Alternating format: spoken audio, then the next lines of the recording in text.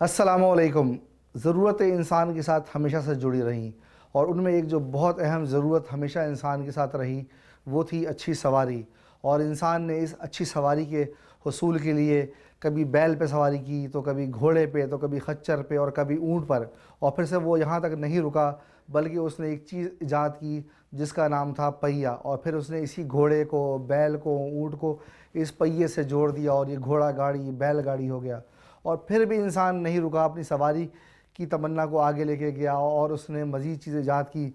Cycle ईजाद की, bicycle ईजाद की, बाइक्स ईजाद की, मोटर गाड़ियाँ ईजाद की। और ये सिलसिला चलते चलते हवाई जहाज़ और रॉकेट तक पहुंच गया। पर हमारी आज की ज़रूरत की जो एक बहुत अहम सवारी है वो है हमारी और हमारी फैमिली की ज़रूरत के लिए एक अच्छी गाड़ी। क्या इस महंगाई के दौर में मैं और आप एक अच्छी गाड़ी अफोर्ड कर सकते हैं? और अगर नहीं कर सकते तो हमारे पास इसका क्या ऑल्टरनेट है? कौन सा दूसरा शरई तरीका है जिसको अपनाते हुए मैं और मेरी फैमिली और आपकी फैमिली एक अच्छी गाड़ी और एक अच्छी सवारी के हसूल को मुमकिन कर सकें? इसी सिलसिले के लिए हमने कुछ मेहमान यहाँ पे बुलाए हैं। पर सबसे पहले मैं आपको अपना तारफ़ करा दूँ, शहान मती, और आप देख रहे हैं प्रोग्राम आज का दिन बैंक इस्लामी के साथ। और हमारे जो पहले मेहमान हैं, माशाल्लाह उन्होंने अपना जो कोर्स इल्म का है वो मुकम्मल किया दारुल उलूम कराची से। वहाँ से वो फ़ारुक़ुल तहसील हैं। फिर उसके बाद उन्होंने जामे सईद से तखस्सुस का कोर्स किया और उसके बाद माशाल्लाह उन्होंने एमएस इकोनॉमिक्स जो है वो आईबीए से किया। और माशाल्लाह पिछले 7 सालों से बैंक इस्लामी पाकिस्तान के साथ मुंसलिक हैं। तो मैं खुशामदीद कहता हूँ अपने पहले मेहमान मुफ्ती शेख नुमान साहब को। हमारे जो दूसरे मेहमान हैं माशाल्लाह वो भी बड़ा वसी तजुर्बा रखते हैं। 20 साल से ज़्यादा कंज्यूमर का और ऑटोज़ फाइनेंस का तजुर्बा है और वो भी आज हमारे साथ मौजूद हैं और पिछले 14 साल से बैंक इस्लामी पाकिस्तान के साथ मुंसलिक हैं। हमारे दूसरे मेहमान जो हेड ऑफ़ ऑटोज़ बैंक इस्लामी हैं, यासिर अब्बास साहब। तो खुशामदीद यासिर अब्बास साहब। थैंक यू जी। तो मैं अपने प्रोग्राम का जो आगाज़ है यासिर साहब वो आपके साथ करूँगा। और पहला सवाल मेरा आपसे, क्या बैंक इस्लामी अपने कस्टमर्स को ऑटोज़ के लिए, गाड़ी ख़रीदने के लिए लोन की सहूलत देता है या उसको लीज़ की सहूलत देता है जैसे कि दूसरे कन्वेंशनल बैंक्स या सूदी बैंक देते हैं? नहीं जी, बैंक इस्लामी लोन और लीज नहीं करता है। तो लोन या लीज़ नहीं करता, तो मैंने तो सुना था कि बैंक इस्लामी अपने कस्टमर्स को गाड़ियों का लोन देता है, तो फिर वो क्या है? जी, ये लोन नहीं है, ये डिमिनिशिंग मुशारका यानी शराकत दारी के तहत गाड़ी अपने कस्टमर्स को फाइनेंस करते हैं हम बैंक इस्लामी के कस्टमर। तो मुफ्ती साहब मैं अब आपकी तरफ आऊँगा कि जैसा कि यासिर साहब ने बताया कि बैंक इस्लामी लीज़ नहीं करता, ना लोन देता, बल्कि वो डिमिनिशिंग मुशारका करता है जो एक मुशारका एग्रीमेंट है। तो दरअसल ये डिमिनिशिंग मुशारका क्या है और ये किस तरह शरन है, ये भी आप हमारे जो लोग प्रोग्राम देख रहे हैं उनको बताएं कि डिमिनिशिंग मुशारका क्या है और इसकी शरई हैसियत क्या है। बिस्मिल्लाहिर्रहमानिर्रहीम। इस्लामी बैंक के अंदर चूँकि हम क़र्ज़ की बुनियाद पर फाइनेंसिंग नहीं कर सकते, जबकि लीजिंग हो या लोन हो ये क़र्ज़ की बुनियाद पर है और क़र्ज़ की बुनियाद पर जब भी फाइनेंसिंग की जाती है उस पर इजाफ़ा लिया जाता है, वो सूद है। इसी सूद से बचने के लिए हमने इस्लामी बैंकारी शुरू की है। हम जो फाइनेंसिंग करते हैं वो डिमिनिशिंग मुशारका की बुनियाद पर करते हैं और डिमिनिशिंग मुशारका का मतलब ये है कि एक ऐसी शराकत दारी जिसमें आहिस्ता आहिस्ता बैंक का शेयर कम होता चला और कस्टमर का शेयर बढ़ता चला जाए। तो यानी मैं मुफ्ती साहब अगर आपकी बात से ये मतलब समझा कि जो बैंक इस्लामी है वो डिमिनिशिंग मुशारका करता है जिसमें दोनों बैंक्स पार्टनर्स होते हैं, यानी डिमिनिशिंग मुशारका is a type of partnership.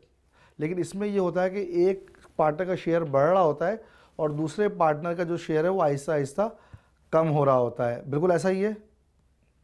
तो अब यासिर साहब मैं दोबारा आपकी तरफ आऊँगा और मैं अपने मतलब की बात करूँगा कि मैं जैसे एक सैलरी क्लास हूँ और मुझे मंथली सैलरी मिलती है, तो क्या बैंक इस्लामी सैलरी क्लास को भी फाइनेंसिंग करता है या एक सैलरी लेने वाला बैंक इस्लामी से फाइनेंसिंग ले सकता है? जी बिल्कुल, बैंक इस्लामी ना सिर्फ सैलरीड को, बिजनेसमैन को, पेंशनर को, एग्रीकल्चरिस्ट को, सेल्फ एम्प्लॉयड प्रोफेशनल्स को, ये सारे सेगमेंट्स को कैटर करता है। अच्छा, आपने मुझे ये तो बताया कि जी बैंक इस्लामी एक सैलरी क्लास को भी करता है, बिजनेसमैन को भी करता है, सेल्फ एम्प्लॉयड को भी करता है और माशाल्लाह और भी लोगों को करता है। तो क्या एक सैलरी मैन के और एक जो बिजनेसमैन है, एक सैलरी वाले के और एक बिजनेसमैन के तरीक़ाकार में कोई फ़र्क होता है या ये तरीक़ाकार सेम है दोनों को फाइनेंसिंग करने का? कोई फ़र्क नहीं है, it is just the documentation जिसमें थोड़ा सा फ़र्क होता है। सैलरीड के लिए हमें सैलरी स्लिप चाहिए होती है या 6 महीने की बैंक स्टेटमेंट चाहिए होती है।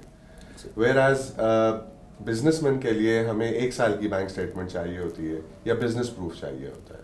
अच्छा मुफ्ती साहब, यासिर साहब ने मेरा ये तो मसला हल कर दिया कि जी मैं बैंक इस्लामी से जो है वो ऑटोज़ फाइनेंसिंग की सहूलत हासिल कर सकता हूँ। तो जो आपने मुझे बताया कि ये डिमिनिशिंग मुशारका होता है, तो डिमिनिशिंग मुशारका और लीज़ में क्या फ़र्क है? इन दोनों में क्या चीज़ ऐसी है जो डिफरेंट है और जो कन्वेंशनल बैंक करता है? क्योंकि कन्वेंशनल बैंक लोन तो नहीं दे रहा, वो लीज़ कर रहा है वो भी गाड़ी को। तो डिमिनिशिंग मुशारका और लीज़ में क्या फ़र्क है? ये फ़र्क आप हमारे देखने वालों को बताएं। बैंक इस्लामी जो डिमिनिशिंग मुशारका की बुनियाद पर फाइनेंसिंग करता है, उसके अंदर मरहलावार 3 एग्रीमेंट्स होते हैं।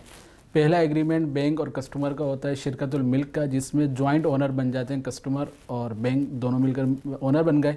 दूसरे मरहले के अंदर बैंक अपना हिस्सा आगे कस्टमर को किराए पे दे, दर हकीकत जो बैंक किराए पे दे रहा है ये बैंक का नफ़ा होता है जो बैंक कमा रहा होता है। और तीसरे मरहले के अंदर बैंक अपना शेयर थोड़ा थोड़ा करके कस्टमर को बेच रहा होता है।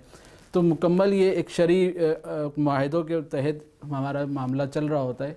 जबकि जो कन्वेंशनल बैंक है वहाँ पर बहरहाल कर्ज़ दे रहा होता है, और अगर कोई एसेट बैंक अपने नाम पर रख भी रहा होता है तो एक सिक्योरिटी के तौर पर रख रहा होता है, उसके अंदर कोई यानी उस पर रिस्क या कोई ओनरशिप इस किस्म का कोई मामला नहीं होता, जिसकी वजह से वो नाजायज़ है और हमारा जो मामला है वो जायज़ है। तो लीज़ में क्या होता है, मुझे ज़रा दोबारा बताइए, लीज़ में क्या चीज़ गलत क्या है? हाँ, लीज़ में जो गलत मामला है वो ये कि जो कन्वेंशनल बैंक लीजिंग कर रहे होते हैं उसके अंदर कन्वेंशनल बैंक उस एसेट के ओनरशिप तो होती है, लेकिन उसके रिस्क बर्दाश्त नहीं कर रहा होता। हर किस्म के रिस्क कस्टमर के ऊपर ही होते हैं, चाहे ओनरशिप से रिलेटेड रिस्क हैं, थेफ्ट के हवाले से, लॉस के हवाले से, तमाम रिस्क कस्टमर के ऊपर डाल रहे होते हैं। और उसकी वजह यही है कि जो कन्वेंशनल बैंक दे रहे होते हैं आगे वो कर्ज़ा दे रहे होते हैं, और जो एसेट है वो सिर्फ सिक्योरिटी के तौर पर है, लिहाजा वो फिर नाजायज़ हो जाता है। जबकि हम बाकायदा रिस्क बर्दाश्त करते हैं, ओनरशिप का रिस्क बर्दाश्त करते हैं, आगे उसके फिर रेंटल ले रहे होते हैं, तो वो ठीक होता है। तो यदि मुझे जो बात समझ में आई वो ये है कि एक तो शरई एतबार से फ़ायदा है, फिर अगर मैं इसको दुनियावी एतबार से देखूं तो भी ये मेरे लिए फ़ायदे की बात है कि मेरे साथ जो बैंक है वो भी इस चीज़ में मेरे जो रिस्क है उसको शेयर कर रहा है। तो ये मेरे और बैंक दोनों के लिए फ़ायदेमंद चीज़ है। तो यासिर साहब, अब मैं आपकी तरफ आऊँगा, और मुफ्ती साहब ने तो मुझे बातें क्लियर कर दी कि जैसा कि आपने बताया था कि बैंक फाइनेंसिंग करता है बिजनेसमैन को भी, सैलरीड इंडिविजुअल को भी और सेल्फ एम्प्लॉयड को भी। तो क्या बैंक इस्लामी जो है, जो पेंशनर्स होते हैं, जो रिटायर्ड हो जाते हैं और जिनको पेंशनर्स मिलते हैं, क्या बैंक इस्लामी उनको भी इसकी फाइनेंसिंग देता है? जी बिल्कुल, पेंशनर के पास ये ऑप्शन है कि वो हमसे गाड़ी फाइनेंस करा ले। उसमें minimum age bracket minimum 50 years है और मैक्सिमम 70 ईयर्स है। तो इसके दरमियान जो पेंशनर है वो हमसे गाड़ी फाइनेंस करा सकता है। जो जैसा कि आप बता रहे हैं कि जी बैंक इस्लामी जो है वो पेंशनर्स को भी फाइनेंसिंग देता है, ये तो मुझे ऐसे एक सवाल आया था तो मैंने आपसे पूछ लिया, वरना आमतौर पे तो मेरे ख्याल में जो इंडस्ट्री में बैंक्स हैं या दूसरे इदारे हैं उनमें ये चीज़ कोई बहुत कॉमन तो नहीं है कि पेंशनर्स को भी बैंक फाइनेंसिंग करे या उन पे जो है डिमिनिशिंग मुशारका करे। बहुत कम मार्केट के अंदर बैंक्स हैं जो पेंशनर्स को as a standard operating business as usual finance करते हैं, वरना तो ये special case to case basis पे देखा जाता है। यासिर साहब, हमारा एक बड़ा ज़बरदस्त राउंड है जो कि रैपिड फायर राउंड के नाम से है, और इसमें हम आपसे कुछ सवालात पूछेंगे और आपने हमारे सवालों को जो है ना वो रैपिड फायर करना है, उनके रैपिड आंसर्स देने हैं। तो क्या आप इस रैपिड फायर राउंड के लिए तैयार हैं? जी बिस्मिल्लाह सर। चलो जी, ज़बरदस्त। तो फिर रैपिड फायर राउंड शुरू करते हैं यासिर साहब।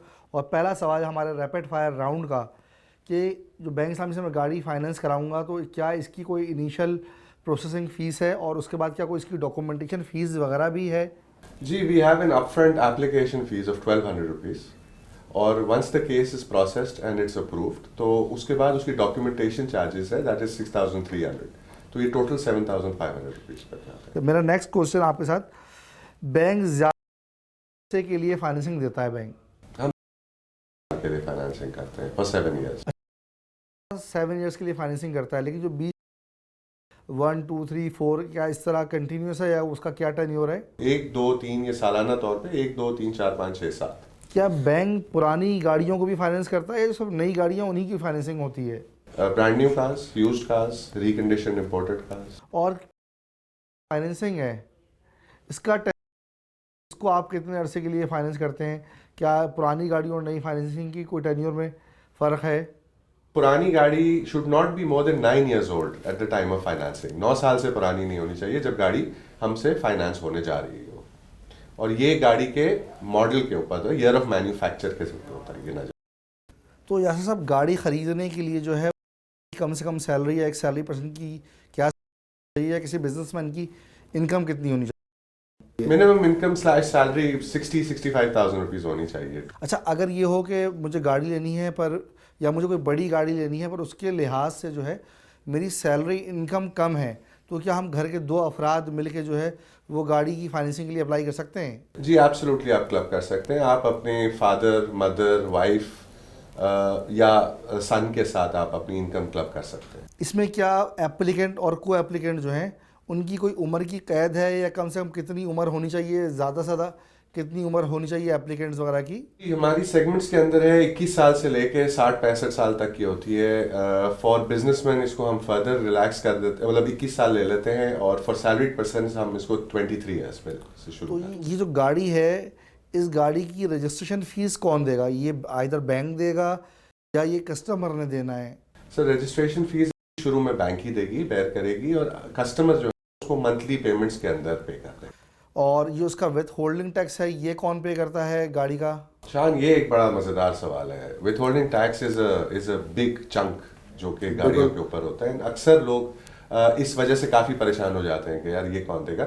हाउएवर बैंक इस्लामी के ऑटो प्रोडक्ट के अंदर ये एक बड़ा फ़ायदा है कि as the vehicle is in the bank's name, तो ये कॉस्ट बैंक ही बेयर करता है, और बैंक ही अपने टैक्स रिटर्न्स के अंदर इसको FBR के साथ से शुरू करता तो ये गाड़ी होगी किसके नाम? बैंक है। के ये या- प्राइमरी एप्लीकेंट के ऊपर नाम पे फाइनेंसिंग होगी, और गाड़ी बैंक के नाम पे होगी। तो अगर मैं गाड़ी लेना चाह रहा हूँ, या कोई भी शख्स जो गाड़ी लेना चाह रहा है, तो उसको कम से कम कितना शेयर मिलाना है, या वो कम से कम कितनी अमाउंट का वो पार्टनरशिप होगा, या ज़्यादा से ज़्यादा उसकी पार्टनरशिप की जो रकम है वो कितनी हो सकती है, कि क्या परसेंट होगा, हमें वो भी बताइए। जी शान, इसको हम लोग इक्विटी कहते हैं, और इक्विटी जो है ना मिनिमम 15% है गाड़ी की कॉस्ट का, और मैक्सिमम 90% तक है। ठीक है जी। इसके साथ ही जो हमारा रैपिड फायर राउंड है जी, वो यहाँ पे इख्तिताम पजीर होता है, और यासिर साहब ने अपने एक्सपीरियंस की बेसिस पे बड़े तेज़ तेज़ रैपिड फायर्स की और हमारे सारे सवाल रैपिड जवाब दिए। तो बहुत शुक्रिया यासिर साहब।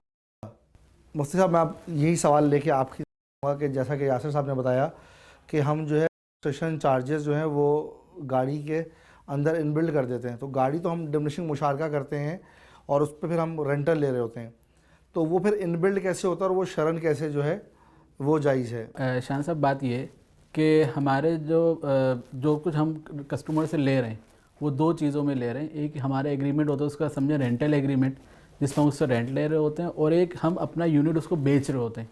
तो जो वो मंथली किस्त दे रहा होता है उसमें ये 2 एलिमेंट होते हैं। तो ये जो चार्जेस हैं जो बैंक पहले पे कर चुका है, वो बैंक अपना रेंट के अंदर बिल्ट इन कर ले रहा होता है।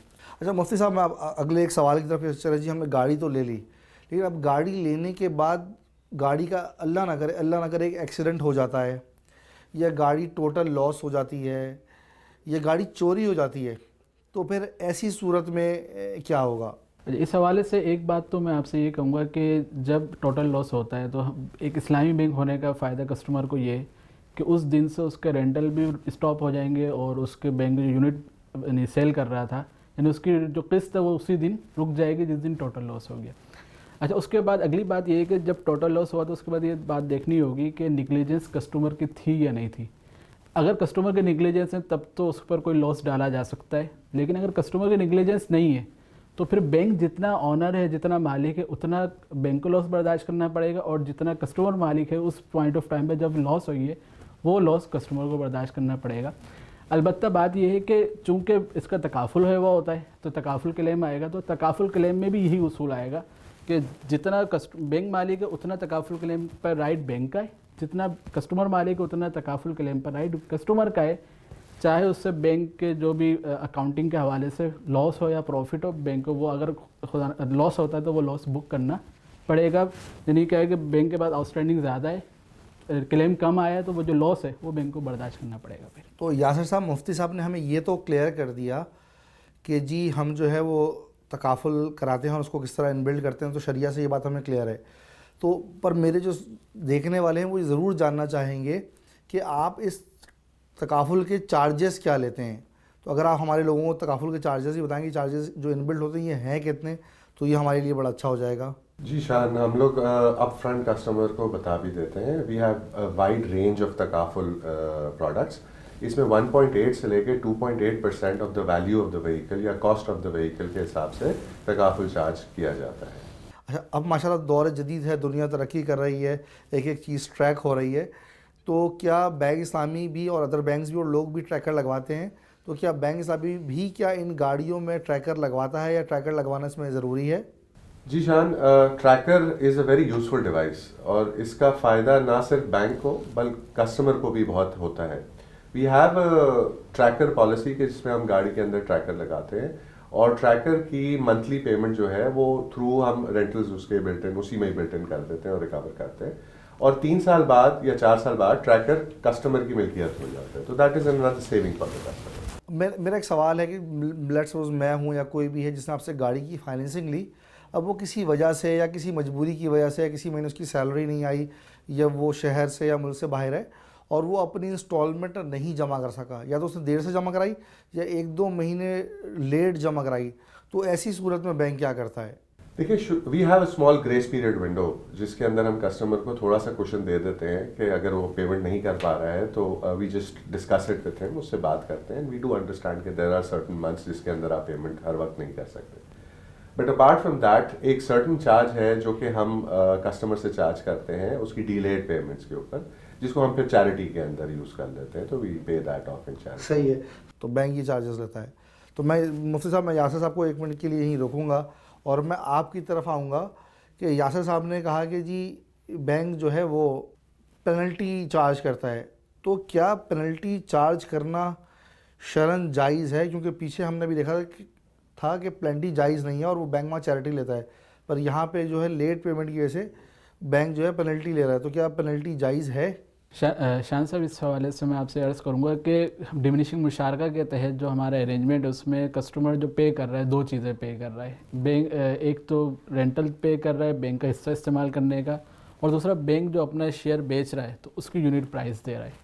तो जब वो डिले करता है तो इन 2 चीज़ों में डिले कर रहा है। एक वो डिले कर रहा है अब जो रेंटल के अदायगी के अंदर, और दूसरा वो डिले कर रहा है यूनिट परचेज़ को पेमेंट करने के अंदर, और उसने वो यूनिट परचेज़ नहीं किया।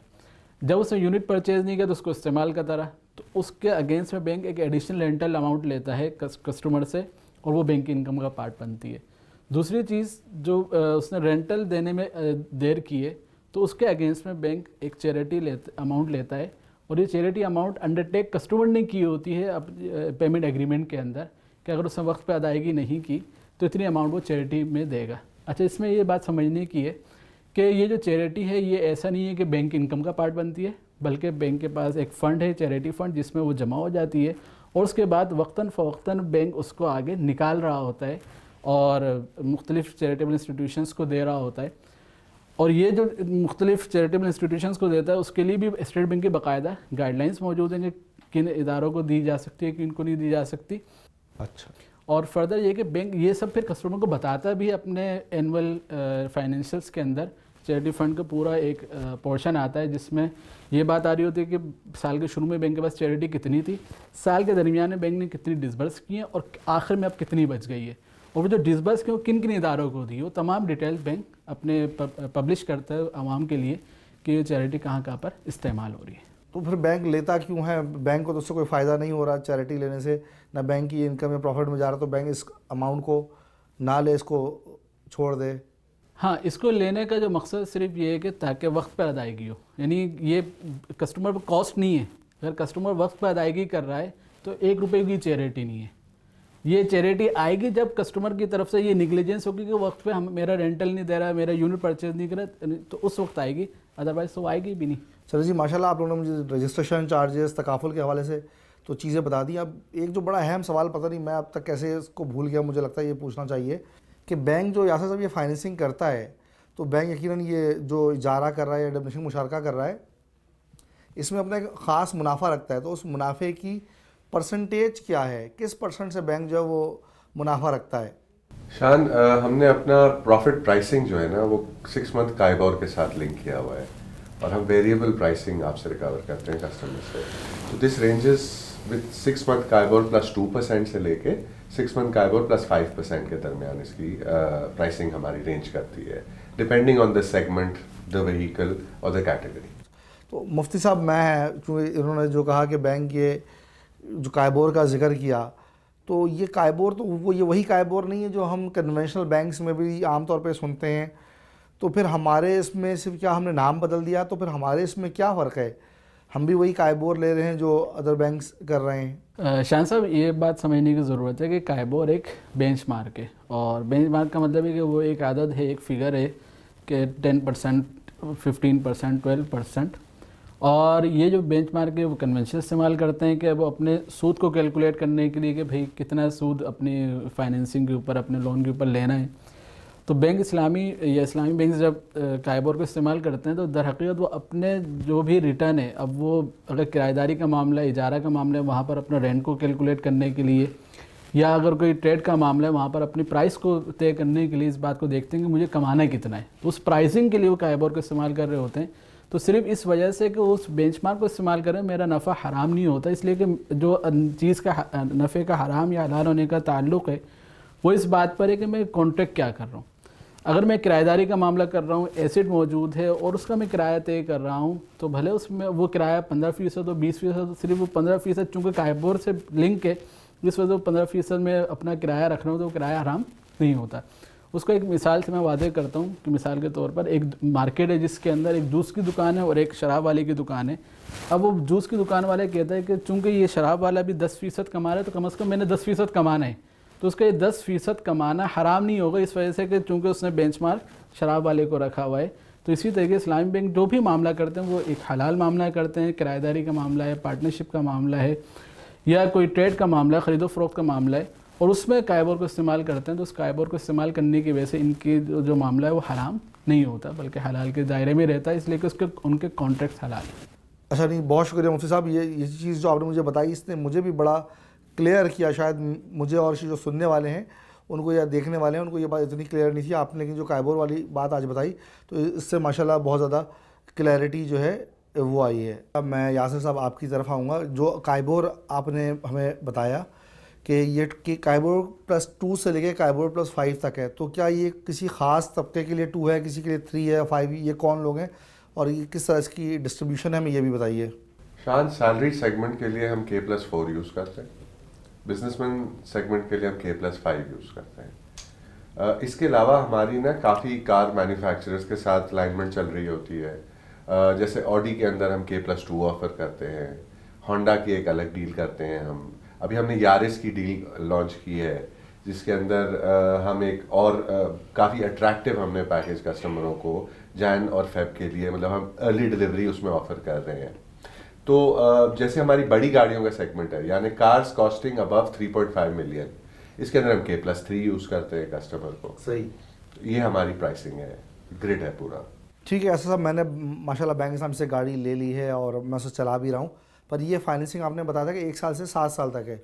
तो लेट सपोज़ किसी कस्टमर ने गाड़ी जो है फाइनेंसिंग कराई 7 साल के लिए, अब वो उसको अर्ली पे करना चाह रहा है, जल्दी देना चाह रहा है, 7 साल की जगह 3 साल पे करना चाह रहा है, तो ऐसी सूरत में क्या होगा कि क्या उसको सिर्फ प्रिंसिपल अमाउंट देना है या उसके अलावा भी कुछ देना है? शान, लेट्स बी क्लियर, अगर कस्टमर हमसे दूसरी गाड़ी फाइनेंस करा रहा है, मतलब उसने एक गाड़ी हमसे ली हुई है and he wants to settle that car and now he wants to take a bigger car और better car, another brand of a car, तो there is no premium penalty. सही, कोई पेनल्टी उसके ऊपर लागू नहीं होती है। However if he wants to end the contract prematurely, जो मुआहदा हमारा और कस्टमर के दरमियान हुआ है उसको प्रीमेच्योरली खत्म करना चाहता है, तो our prepayment penalty ranges from 8% till 5%। हम इसको एक रेंज है, पहले साल में कराता है तो 8% है, दूसरे साल में कराता है तो फिर 6% पे आता है, तीसरे साल में कराता है तो उससे कम आ जाता है। ये एक हमने एक deterrent we kept it because we want to keep this is in line with the market and we want to keep a customer with us as per the initial agreement. तो मैं मुफ्ती साहब यासिर साहब को थोड़ी देर के लिए यहीं पे रुकूंगा और मैं वापस उस पर आऊँगा कि यासिर साहब ने जैसा कि कहा कि जी वो बैंक पेनल्टी लेगा, अगर वो अर्ली पे ऑफ करना चाहेगा तो पेनल्टी लेगा। और पहले जब हमने चैरिटी की बात कर रहे थे तो हमें वहाँ मालूम हुआ था कि जी पेनल्टी शरन जायज़ नहीं है, इसलिए बैंक चैरिटी लेता है। तो अब यहाँ पे पेनल्टी ले रहा है, तो क्या अर्ली पेमेंट के वक्त पेनल्टी जायज़ हो गई है और उस वक्त जायज़ नहीं थी? इसके बारे में उलमाए कराम क्या कहते हैं, इस पर हमारी रहनुमाई फरमाएँ। इसमें जो बात समझने की है वो ये कि कस्टमर के साथ हम जो एग्रीमेंट कर रहे होते हैं, 3 हमारे डॉक्यूमेंट्स हैं। एक हमारा शिरकतुल मिल्क एग्रीमेंट होता है, पेमेंट एग्रीमेंट होता है, और तीसरा होता है हमारा अंडरटेकिंग परचेज, जिसमें कस्टमर अंडरटेक करता है कि मैं किस प्राइस पर हमसे यानी बैंक से अपना जो बैंक का शेयर है वो ख़रीदेगा। उसका अपेंडिक्स बी में हम ये बात कवर करते हैं कि अगर वो अर्ली आ गया तो उस सूरत में बैंक का जो शेयर है, मिसाल के तौर पर बैंक पहले कह रहा था 1 रुपये का है, बैंक कहता अब मैं 1 रुपये का नहीं बेचूंगा, बल्कि अब इसकी जो कीमत है वो 1.05 होगी, 1.07 होगी। तो ये जो वहाँ कवर करते हैं। और दर हकीकत जो इजाफी पैसे दे रहा है वो एडिशनल यूनिट प्राइस है, नहीं बैंक का हिस्सा, बैंक का शेयर वो इजाफी पैसों पर ख़रीद रहा होता है। तो दर हकीकत वो बैंक के लिए उसी बैंक के शेयर की प्राइस है, कोई पेनल्टी वो नहीं है। तो मुफ्ती साहब अगर मैं इसको सही समझाऊं तो मुझे बताइएगा कि असल में जो यासर साहब ने जिक्र किया वो पेनल्टी है ही नहीं, सही? यानी वो जो गाड़ी की अपनी एसेट्स की वैल्यू है जो आपने और बैंक ने या कस्टमर ने आपस में तय कर ली थी, वो उस एग्रीड वैल्यू पे ले रहा है, ये पेनल्टी नहीं है। बिल्कुल ऐसा ही है कि जो ना ये उसी बैंक जो अपना यूनिट बेच रहा है उसी की प्राइस है और हायर प्राइस पर बेच रहा है। तो क्या यहाँ पे अब हायर प्राइस पे बेचना जायज़ है? क्या मैं हायर प्राइस पे बेच सकता हूँ इसको? देखें किसी भी चीज़ की कीमत कम भी हो सकती है, ज़्यादा भी हो सकती है, और जबकि कस्टमर पहले ये अंडरटेक कर चुका है कि मैं अगर एक वादे के मुताबिक आ रहा हूँ तो एक प्राइस है, लेकिन मैं उससे उस वादा खिलाफी करते हुए जल्दी आ जाऊँगा, वो मुझे सारे यूनिट बेच दो, तो वहाँ बैंक कहता है कि आपको प्राइस ये मैं मांगूंगा आपसे, ये चार्ज कर रहा हूँ, ये बात पहले से तय। माशाल्लाह मुफ्ती साहब, यासर साहब, आपने हमें माशाल्लाह बड़ी चीज़ों से आगाह किया जिसके बारे में मैं और शायद हमारे देखने वाले नहीं जानते थे। अब एक आखिरी सवाल, या आखिर के 1-2 सवालों में से एक सवाल, कि अगर मेरी इतनी इनकम नहीं है या मेरी एक इनकम है पर मैं जो गाड़ी लेना चाह रहा हूँ वो गाड़ी बड़ी है और वो मेरी इनकम स्लैब में नहीं आ पा रही, तो क्या बैंक इस्लामी के पास कोई ऐसी ख़ास सहूलत है कि मैं कम इनकम में भी बड़ी गाड़ी ले सकता हूँ? जी शान, इसमें यह है कि बाय अ बिगर और अ बेटर कार। तो हमारे पास एक आरवी प्रोडक्ट है जिसको हम रेजिडुअल वैल्यू प्रोडक्ट कहते हैं। इसके तहत गाड़ी का कॉस्ट का एक मखसूस हिस्सा वो थ्रू आउट द कॉन्ट्रैक्ट नहीं देता है, वो at the end of the contract देता है। रेजिडुअल वैल्यू जिसको हम कहते हैं, आखिर में देता है ये। तो इससे होता क्या है कि मंथली पेमेंट्स या मंथली उसकी जो ऑब्लिगेशन है बैंक की, वो काफ़ी हद दर्जे कम हो जाती है। तो अगर एक साहब हैं जो कि एक 1300 सीसी गाड़ी ले रहे हैं लेकिन उनको लेना चाह रहे हैं 1500 सीसी गाड़ी या 1600, तो वो उसको अफोर्ड कर सकते हैं। तो ये एक रेजिडुअल वैल्यू प्रोडक्ट है which is also once again not very common in the market. तो हम एक इसको ऑफर कर रहे हैं अपने कस्टमर्स को। तो यासर साहब, ये जो आपने बताया कि जी मैं रेजिडुअल वैल्यू के थ्रू गाड़ी ले सकता हूँ और मैं कम इनकम होने के बावजूद भी एक बड़ी गाड़ी ले सकता हूँ, तो क्या जो हमने शुरू में कायबोर का जिक्र किया था, जो प्रॉफिट रेट का जिक्र किया था, तो क्या उसमें कुछ फ़र्क होगा? बैंक वो कम या ज़्यादा लेगा या वो वही जो सेम रेट्स हैं वही लेगा? नहीं शायद it is the same rate, it is with segment wise हमने रेट किया हुआ है, और आरवी या standard financing the rate remains. तो ज़बरदस्त यासर साहब, बस मैं मुफ्ती साहब से आखिरी सवाल पे मैं रैप करना चाहूँगा कि ये जो रेजिडुअल वैल्यू है, क्या ये शरन जायज़ है या ये भी उसी तरह होता है या ये कुछ मुख्तलिफ है, या इसमें कोई शरन कबाहत तो नहीं है? आरवी के हवाले से बात ये है कि आरवी का जो शरिया मैकेनिज़्म है वो ये कि बैंक अपना कुछ हिस्सा, मिसाल के तौर पर आरवी वैल्यू 40% है तो 40% हिस्सा बैंक टेनर के दरमियान बेचता नहीं है। जब बेचता नहीं है तो बाकी जो 60% उसको बैंक ने इस तरीके से शेड्यूल बना दिए कि वो बैंक कस्टमर को बेच दिए, और 40% जो बच जाता है वो बैंक फिर जब एक्सटेंड करता है और रेजिडुअल वैल्यू फाइनेंसिंग को आगे बढ़ाता है तो उस पीरियड के अंदर फिर वो बाकी 40% बैंक अपने कस्टमर को सोल्ड आउट कर रहा होता है। तो इस तरीके से आरबी क्या है कि वो जो एक फाइनेंसिंग उसी की एक्सटेंशन होती है। बहुत शुक्रिया यासिर भाई कि आप दोनों ने आज, मुझे लगता है, मेरी गाड़ी का जो मसला है वो हल कर दिया है, और मैं अब अपनी जो गाड़ी है उसे जो है वो अपग्रेड बहुत इजीली आसानी से के साथ करा सकता हूँ। और रेजिडुअल वैल्यू के बाद तो ये मसला मुझे लगता है कि मैं कोई बहुत ही अच्छी गाड़ी अपनी एक्सपेक्टेशन से भी एक स्टेप अब जाके ले सकता हूँ। तो बहुत शुक्रिया मुफ्ती साहब आपका, बहुत शुक्रिया यासिर साहब आपका कि आपने हमें वक्त दिया और मुझे और मेरी पूरी टीम और हमारे लोगों को जो है वो ऑटोज़ फाइनेंस और जो हमारी एक सवारी का मसला है एक आम आदमी की, उस मसले को हल करने में हमारी रहनुमाई फरमाई। बहुत शुक्रिया। तो नाज़रीन, जैसा कि आपने देखा कि आज हमने ऑटोज़ फाइनेंस को डिस्कस किया और किस तरह में एक शरन तरीके से एक आदमी जो है वो अपनी और अपनी फैमिली के लिए ऑटोज़ फाइनेंस के या ऑटोज़ की और गाड़ी के इस मसले को हल कर सकता है। तो इंशाल्लाह अगले प्रोग्राम में हम दोबारा हाज़िर होंगे और उसमें हम बात करेंगे आपके ख्वाब की, और आपका ख्वाब क्या है, इसके लिए हमारा अगला प्रोग्राम ज़रूर देखिए। तब तक के लिए अल्लाह हाफ़िज़, अपना बहुत ख्याल रखिएगा। अस्सलामु अलैकुम।